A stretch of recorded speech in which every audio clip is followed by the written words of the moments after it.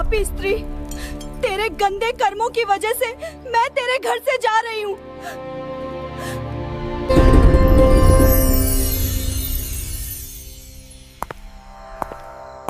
क्या आप जानते हैं, कुछ घर ऐसे होते हैं जहां मां लक्ष्मी कभी प्रवेश नहीं करती। हाँ, कुछ छोटी छोटी गलतियां ऐसी होती हैं जो लक्ष्मी जी को घर से दूर कर देती हैं, और जब वो घर छोड़ देती हैं तो वहां बसता है दुख, दर्द और दरिद्रता का साया। आज हम जानेंगे वो कौन से काम हैं जो मां लक्ष्मी को नाराज कर देते हैं, और कैसे एक स्त्री के कर्म तय करते हैं कि घर में सुख रहेगा या गरीबी। बहुत ही पुराने समय की बात है। एक छोटे से गांव में कुछ ही घर थे। चारों ओर खेत, कच्ची गलियां और मिट्टी की महक। गांव के बीचों बीच घर था सेठ रामदयाल का। रामदयाल कोई बहुत बड़ा जमींदार नहीं था, लेकिन मेहनती और ईमानदार आदमी था। गांव में सब उसे इज्जत से सेठ जी कहते थे।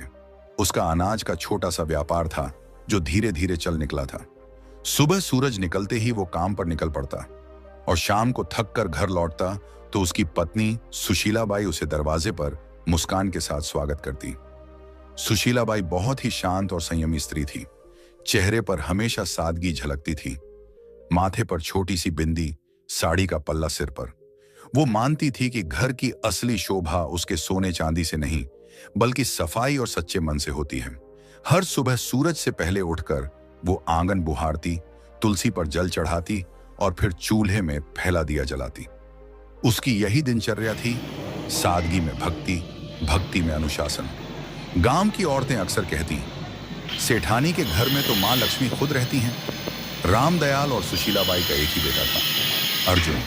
अभी बस 20 साल का नौजवान, लेकिन संस्कारों में पला बढ़ा। अर्जुन दिन भर पिता के काम में हाथ बंटाता और रात को मां के पास बैठकर उनकी बातें सुनता।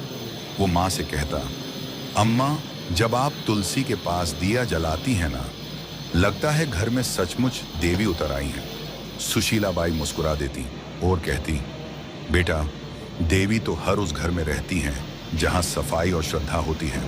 बस उन्हें मानने वाला दिल चाहिए। समय बीतता गया। घर में सब ठीक चल रहा था, लेकिन किस्मत के खेल अजीब होते हैं। एक दिन सुशीलाबाई को हल्का सा बुखार आया। उन्होंने सोचा 2 दिन में उतर जाएगा, लेकिन वो बुखार दिन ब दिन बढ़ता गया। पहले थकान, फिर कमजोरी और धीरे धीरे हालत ऐसी कि वो रसोई तक नहीं जा पाई।